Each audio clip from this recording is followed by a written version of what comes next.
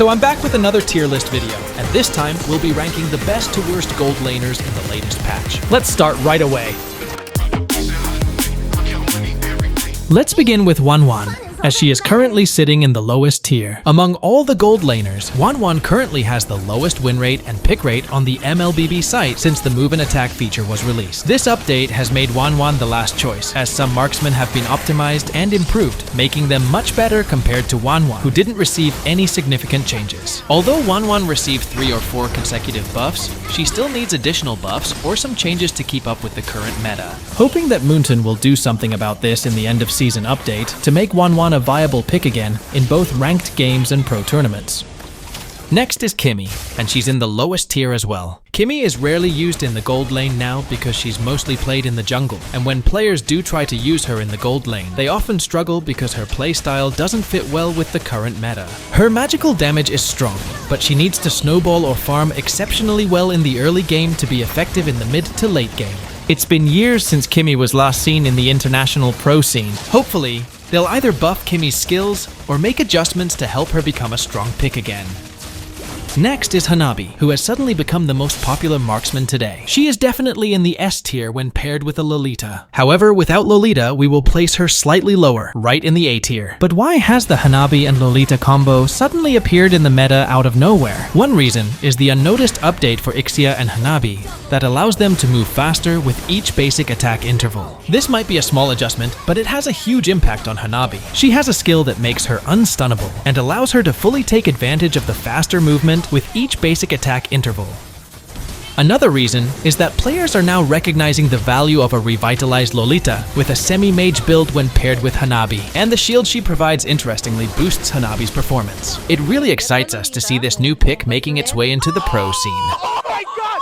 It's gonna be the full heal Lolita with Hanabi! Super Marshall, that's misleading because he was actually dishing out the damage. Hopefully we'll continue to see Hanabi shine on her own in the current meta. Next up is Moskov, who is absolutely in the S tier. Moskov is undoubtedly one of the best gold lane heroes today. I mean, what more could you ask for? He has a blink with attack speed buff, long duration crowd control, and full map presence, solidifying his spot as a top tier marksman. He can't be easily picked off in his lane and can take down opponents without much assistance. If you watch tournaments like MPL, Moskov is a top choice for the gold lane because they understand how powerful he is. Moskov can single-handedly carry the game once it reaches the late game, as he's incredibly strong once he completes his items. And that's why we've listed him among the best heroes for solo rank. Top global players use basic common emblem for lane sustain in the early game, and the choice of spell depends on your preference. Next one is Nathan, A tier. Nathan is a unique marksman who can benefit from both physical and magical items, but magical items generally provide him with higher damage output. In the late game, Nathan's magic damage is exceptionally high for a marksman, and his single skill with 2 consecutive knockbacks can leave opponents feeling disoriented. Nathan is very squishy, so Aegis is a good spell for him. He performs well against most heroes, including tanky opponents, but be cautious with your positioning against assassins. You can also use Flicker as an additional escape mechanism. Next on our list is Claude, A tier.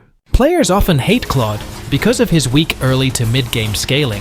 He is very hard to use, and very weak when not played in the correct way. Well, I can't argue with that. In fact, I've seen him among the marksmen with the lowest win rate, alongside Wanwan. But what do you think is the reason I put Claude in the A tier? This is because Claude is still a beast in the late game. We can't sleep on that. He can easily dive in and out of clashes, similar to Nathan's ultimate, and his movement speed becomes insane when stacked correctly. And there's a reason why pros keep picking him. He has never been out of the meta. His main source of damage in the early game is his ultimate, Blazing Duet, which is effective for picking off squishy heroes on the backline. However, the weakness of Blazing Duet is knockup skills, so avoid picking Claude when facing multiple knockups from the enemy. Additionally, Battle Mirror Image can easily counter Hayabusa's ultimate, Shadow Kill. Does Claude really deserve his spot in the A tier, or do you think he's a bit overrated? Next is Clint, who is also in the A tier. Clint is one of the most underrated marksmen today, and let's be honest, he's a powerhouse in the early game to late game. His skills might seem quite normal with minimal graphics and animations, but the damage they deal is explosively high. Another factor that places Clint in the A tier is his second skill, Trapping Net, which has both a stun and a dash in a single ability. If you want to see the full capability of this hero, just watch Gosu General. You will pick up some useful tricks for playing marksman from watching him. Next up is the hottest gold lane hero today, and without a doubt, he sits firmly in the highest tier. One thing that makes Roger a top-tier gold lane hero is his unique combination of being a marksman and a fighter, giving him a bit more durability compared to pure marksman. Plus, he has more skills compared to other gold lane heroes, which is why he can easily bully anyone in the gold lane. All you need to do is harass your gold lane opponent. Take advantage of your skills as early as possible, and try to zone them away from the minion wave to prevent them from gaining experience and gold.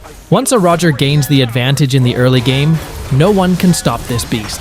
Make sure to spam Roger as a gold lane or jungler before he receives a nerf in the upcoming update. If you're confused about what to build, here it is. Next is Ixia, A tier. Ixia is still a solid gold lane pick today, and we can't forget how overpowered her ultimate full barrage is, especially with the popular penetration build plus the Sky Piercer. With the help of her passive combined with quantum charge, she can easily sustain the lane, as these two provide Ixia with a decent amount of lifesteal. She's good to pick against anyone, as long as you manage to position yourself well and time your ultimate correctly, and outplay enemies effectively with your skills and lifesteal.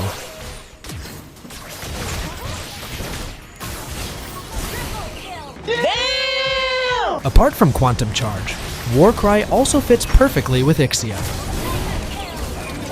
Next up is Harith, and he is still sitting in the S tier. I've been asked a lot why Harith can be played in the gold lane, even though he is a mage. Well, the answer is, Harith fits in the gold lane category because, just like marksmen, his damage scales incredibly well once he farms efficiently and completes his items.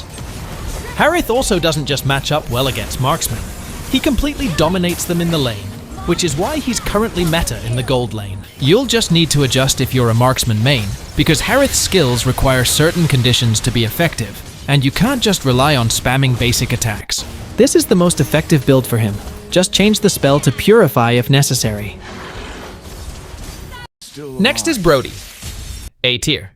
Brody is one of the most versatile gold laners when it comes to items. You can build him with semi-tank durable items and still deal a decent amount of damage. With his unique kit, bullying opponents in the lane is relatively easy for him. If you already encounter Brody with a full damage build and Sky Piercer, you know how easily he can delete opponents with his skill 1, basic attack, and ultimate combo. He might have a slow attack casting animation, but the damage he can deal is insane due to his passive. This is his most effective build, but be sure to add some defense if you're having a tough lane. Next is Melissa, who is also in the A tier. Melissa's dulls make her very effective in teamfights because she can hit multiple targets at once, and with proper positioning, she can carry the game by herself. Look at how she managed to eliminate 4 players who were attempting to take the Lord, initiating the play all by herself, and she even secured a Savage here. Her damage per second is incredibly strong once you position her dull correctly, and her dash is similar to Moskov's, providing an extra attack speed boost. Another reason Melissa remains a strong pick is her ultimate, which creates a large barrier that knocks back and keeps enemies away. This is perfect for protecting herself from assassins or melee heroes trying to dive her, providing a strong defensive tool while allowing her to continue dealing damage and stay aggressive. Next one is Beatrix, A tier. Beatrix is still a solid pick today due to her unique multi-weapon system, which allows her to switch between 4 different guns: Renner, Bennett, Wesker, and Nibiru, each with distinct strengths. This gives her an edge in both close range and long range combat, allowing her to adjust based on the enemy's lineup and her team's needs. Her range and damage allow her to dominate the laning phase, clear waves easily, poke and zone out enemies effectively, and take control of her lane early, pushing objectives quickly. And the most fun thing about her is her burst damage, but it requires accurate targeting. Next is Bruno, who is also in the A tier. One thing you need to remember is, we don't talk about Bruno. Sorry. Some players have been complaining that Bruno's attack speed is slow, and his critical damage is weak, which they feel makes him less effective compared to other relatively strong marksmen. I respectfully disagree with that because there's a proper way of playing Bruno. and his strength relies on properly playing with his balls. I mean ball. Nice. This is similar to how stacks work with Claude's skills. You need to hold and maintain the non-permanent stacks from your passive, which can be maximized using your first skill, while maintaining proper distance from the enemy. Bruno also has a dash and an ultimate with knockback, which are perfect for outplaying enemies. Next is Popol and Koopa, B tier. Well, we don't often see Popol in the gold lane, as he's usually played as a jungler due to his passive that gives him extra damage when hitting jungle monsters, which is why he's only in tier B for the gold lane. But actually, Popol and Koopa are quite strong in objectives, especially when it comes to pushing turrets. Once his opponent is down, he can quickly push and take the turret easily. PNK also counter the current meta Zask and have no problem taking him down. And Koopa's stun is absolutely annoying for everyone. Same as Popol and Koopa, Granger also sits in the B tier. For the same reason as Popol, we rarely see Granger in the gold lane. He is mainly used as a jungler because of his fast farming capability and quick map rotations. But honestly, Granger can also be a solid gold lane pick. He has a dash with additional damage, and his burst damage from his first skill and ultimate can allow him to compete effectively in the gold lane. But the thing is, Moonton has implemented a revamp for him on the advanced server, which we might see in the new season on the original server. Do you think he will become a better gold lane pick? Or will he still be more suited for the jungle? Another one is Yi Sunshin, who is also in tier B, just like the two we mentioned. I think people are sleeping on YSS because, besides being a monster in the jungle, he is also a powerhouse in the gold lane, with his complete package of skills. Can someone start a discussion in the comments about how strong Yi Sunshin is in this meta? People need to see his potential. Come on, someone needs to pick Yi Sunshin in the MPL. I bet he will be picked sooner or later. Yes, we want some marksmen in the jungle, but I think they also need to be a reliable pick in the gold lane. We might need a patch or adjustment for that to happen. Next is the first gold laner that all of us used when we first played this game. Yes, we can't deny the fact that she's great to use and an S tier pick from legend rank and below. But once you reach mythical glory and above, you'll find it hard to play Layla effectively. Because the higher your rank, the more they focus on killing the gold laner and always try to pick you off, especially if you're a marksman without mobility. That's why we'll place Layla a bit lower, in the C tier, since we're focusing this list on mythic and above. And since she has no mobility, flicker and some items that can help her avoid being an easy kill are a must for her. This can help you, especially when you're a solo player and no help is coming to your lane. But if you're confident, here's her full crit build. Same case with Mia, but there's no doubt she's a monster in 1v1 situations against anyone in the late game. We've seen Mia players in high ranks focusing on farming and pushing in the early game so they can carry the game in the late game. Next is Carry, who is in the A tier. Players seem to be forgetting how to play carry nowadays, and as a result, we can see her in the bottom 3 for both pick rate and win rate. But Carry remains one of the best marksmen today. She excels not only at countering tanky opponents, but also performs exceptionally well in the lane, thanks to her high mobility and strong scaling damage. She keeps up with the current meta picks, and I don't know what might be causing the decline in carry statistics. It might be that players don't know how to use carry properly, or there could be other factors we're not aware of. Carry is perfect for dealing with very tanky enemies, such as the meta picks Hylos, Terizla, and others.